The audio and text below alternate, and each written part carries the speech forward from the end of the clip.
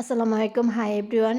Recipe idea থেকে আমি আয়রা বলতেছি। আমি আজকে আপনাদেরকে শীতের শাকসবজি, শীতের ভেজিটেবল দিয়ে আমি আজকে আপনাদেরকে রোস্ট রান্না করে দেখাবো। এই রোস্টটা অনেক মজা। এখন তো শীতকাল, অনেক ভেজিটেবল পাওয়া যায় বাজারে। সো আমি আপনাদেরকে কয়েকটা আইটেম দিয়ে এই রোস্টটা রান্না করেছি। আমি আপনাদেরকে এই রেসিপিটা বানিয়ে দেখাবো। খুবই মজা হয়েছে, খুবই ইয়াম্মি হয়েছে। আপনারা বাসায় একবার হলেও ট্রাই করবেন। চলুন শুরু করা যাক। Let's go to the kitchen. আমি এখানে ২ টা রান্না করব। আমি নুডলসটা সিদ্ধ করতেছি। দেখেন পানিটা এখানে আমার নুডলসটা সিদ্ধ হয়ে গেছে। অলমোস্ট সিদ্ধ হয়ে গেছে। এখন আমি একটা কড়াই বসাবো। কড়াইয়ের মধ্যে তেল দিয়ে দিচ্ছি পরিমাণ মতো। আপনারা পরিমাণ মতো তেল দিতে পারেন। তেলটা কম দিয়ে ভালো, স্বাস্থ্যের জন্য ভালো। এখন আমি পেঁয়াজ দিয়ে দিচ্ছি ১ চা। এখানে পেঁয়াজ দিচ্ছি ১ কাপ। এই পেঁয়াজটাকে একটু ভাজবো। তারপর আমি এখানে ১ কাপ গাজর দিয়ে দিছি।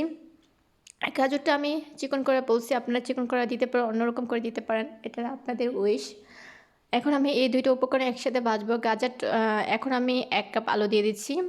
গাজরটা আপনারা আলুটা একটু পেঁয়াজের সাথে দেওয়ার চেষ্টা করবেন। আমি ১ কাপ সই দিয়ে দিচ্ছি।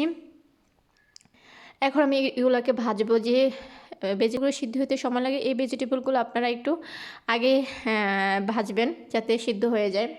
এখন আমি এটাকে কয়েক মিনিট ভাজবো। পরিমাণ মতো ৪-৫টা কাঁচামরিচ দিয়ে দিচ্ছি। আপনারা যতটুকু খেতে চান ততটুকু কাঁচামরিচ দিতে পারেন।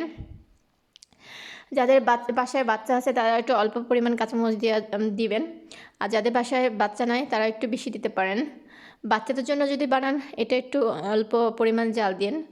আমি এখানে এটাকে ১ মিনিট পরে আসতেছি। আমি একটা মশলা দিয়ে দিচ্ছি। আমি এই রোস্টটাকে ৩টা মশলা ইউজ করছি। আপনারা আপনারা ২টা ইউজ করতে পারেন, ৩টা ইউজ করতে পারেন, এটা আপনাদের ইচ্ছা। তারপর আমি মনে করি 3টা দিয়ে বেটার।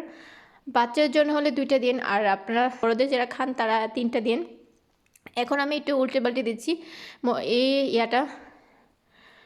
এই ভেজিটেবলগুলো সিদ্ধ হবে। আমি একটু উল্টে পাল্টে দিচ্ছি। তার সাথে আমি ১ কাপ টমেটো দিয়ে দিচ্ছি। আমি দেশি টমেটোটা ইউজ করছি, আপনারা দেশিটা দেওয়ার চেষ্টা করবেন। এখন তো শীতকাল, এখন শীতের সময় অনেক টমেটো পাওয়া যায়, দেশিটা পাবেন, দেশিটা দেওয়ার চেষ্টা করবেন। আমি এখানে নতুন আলু ইউজ করছি। এখন আমি ডিমটাকে স্পান করব।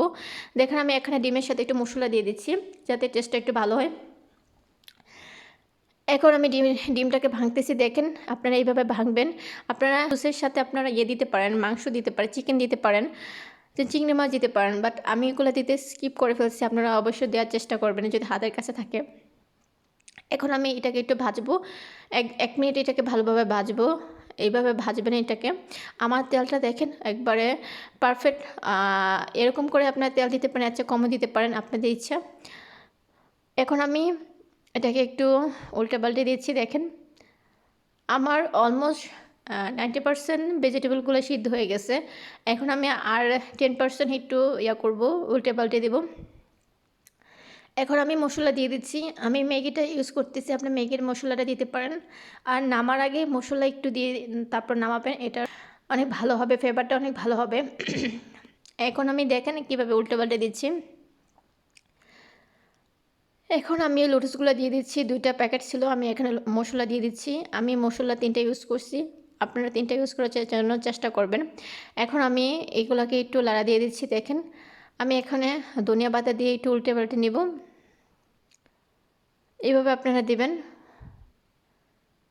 এই তো আমার নুডলসটা অলমোস্ট হয়ে গেছে। এখন আমি ধনিয়া পাতা দিয়ে দিচ্ছি 1 কাপ। এখন আমি এটাকে একটু ধনিয়া পাতার সাথে নুডলসগুলোকে একটু মিশাবো। আমার অলমোস্ট হয়ে গেছে। এখন আমি 1 মিনিট ভেজে নামিয়ে ফেলবো। দেখেন আমার নুডলসটা কীরকম হয়েছে। আপনারা বাসায় এটা বাচ্চাদের জন্য, গেস্টের জন্য, পরিবারের জন্য, সকলের জন্য এটা বানাতে পারেন। খুবই মজা হয়েছে নুডলসটা। এখন শীতের সময় অনেক ভেজিটেবল পাওয়া যায়, আপনারা বাসায় একবার হলো এটা ট্রাই করবেন। দেখেন আমার নুডলসটা এরকম হয়েছে। আমি আপনাদেরকে চামিচে দেখাচ্ছি কত ইয়াম্মি হয়েছে, কতই হয়েছে। এটা আপনারা খেলে বুঝতে পারবেন কত মজা হয়েছে। আমি এটা অনেক খাইছি, আমার আম্মু আর আমি খাইছি অনেক বেশি। সো আপনারা এটা একবার হলেও ট্রাই করবেন। আমাকে কমেন্টে বলবেন আপনাদের রেসিপিটা কীরকম হয়েছে। এখন আমার রেসিপিটা কীরকম হয়েছে এটা বলবেন, আপনাদের রেসিপিটা কীরকম হয়েছে এটা বলবেন। আর নতুন নতুন রেসিপি যদি আপনারা দেখতে চান, আপনারা আমাকে কমেন্টে বলবেন আপনাদের। সো আমার রেসিপিটা যদি আপনাদের কাছে ভালো লেগে থাকে, আপনারা আমাকে লাইক, শেয়ার, কমেন্ট ও সাবস্ক্রাইব করে দিবেন। Bye bye, take care all my friends.